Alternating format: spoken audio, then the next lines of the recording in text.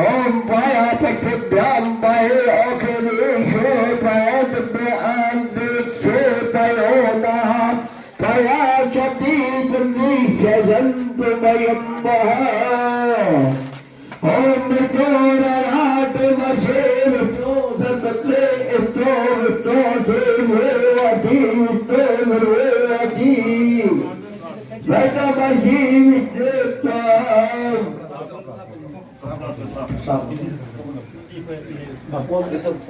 ओम अग्नि देवता वाको देवता सूर्यो देवता चंद्रमा देवता।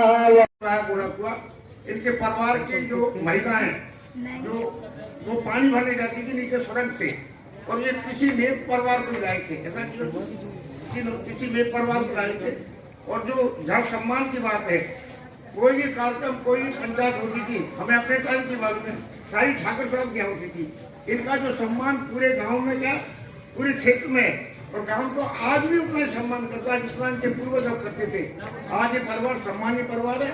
और मैं आज भाई से मुस्लिम के बेटे ने उनके बनवाई है, उनको धन्यवाद देना चाहता हूँ। पूर्वजों की जो एक इनकी जो सामाजिक जीवन रहा है, दूसरों की जीवन रहा है, हम इससे प्रेरणा लें, और ये प्रेरणा की बात है। और आज इनके परिवार का जो सम्मान है वो सम्मान बने रहे। भाई जीवन सिंह जी आज वहाँ अलवर में है, लेकिन इनका भी साहित्यिक क्षेत्र में कहीं चले जाइए, सब जीवन सिंह जो साहित्यिक क्षेत्र में जानते हैं और अच्छे सम्मान अनावरण किया गया है।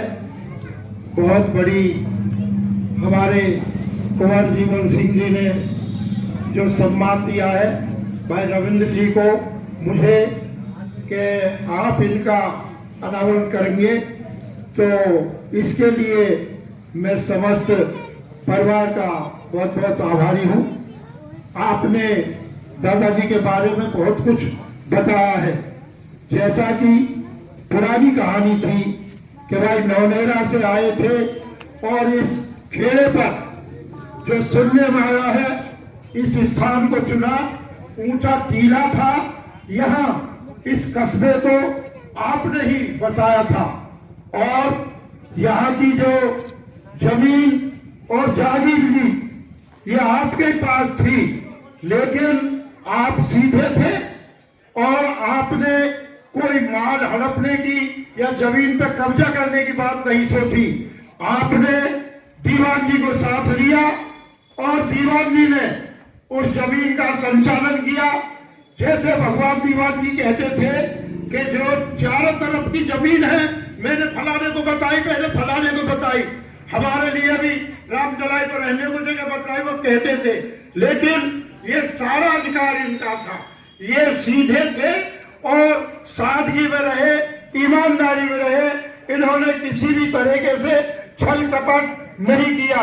इनकी जीवन मैं आपको बतलाता हूँ कि वैद्य मुंशीलाल जी के यहाँ मैं नौकरी करता था, 1 रुपया रोज 30 रुपया महीना आनंद स्वरूप आनंद लाल जी के यहाँ।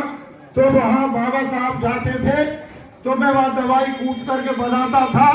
एक तो घोड़े का मसाला, एक ऊंट का मसाला, वो पूरा बनाता था, मैं पैक करता था। और बाबा साहब जाते थे 10-10, 5-5 पैकेट लाते थे। और यहाँ किसानों की और मरीजों की भीड़ लगी रहती थी। पशु के बारे में इनका हाथ ऐसा था, चाहे कैसा भी विचित्र बीमारी पशुओं की हो, आपके हाथ से वो ठीक होती थी। बाबा साहब एक सादगी में रहते थे और उनकी सादगी ऐसी थी कि गांव में वो जब भी कहीं भ्रमण करते थे तो उनका पूरा गांव मान सम्मान करता था, जो कि कारण इन्होंने ही मनाया था। आज हमारे गांव में कोई भी बड़ा विवाद होता था, कोई बड़ी बात होती थी, तो उसकी पंचायत में मुनादी होती थी कि ठाकर साहब के महलों में पंचायत होगी। तो वो जो पंचायत यहाँ होती थी वो सफल होती थी, कभी असफल नहीं हुई। तो ये इस दिल्ली का वरदान था। बहुत पहली बात है, जैसे सुना करते थे कि गांव बस्ती में सातों बिरादरियों में जो शादियां होती थी तो वो दूल्हे और दुल्हन सहित यहाँ आकर के चरण स्पर्श करते थे, आशीर्वाद लेते थे, गांव फूलता फलता था। आज वो बात नहीं रही है।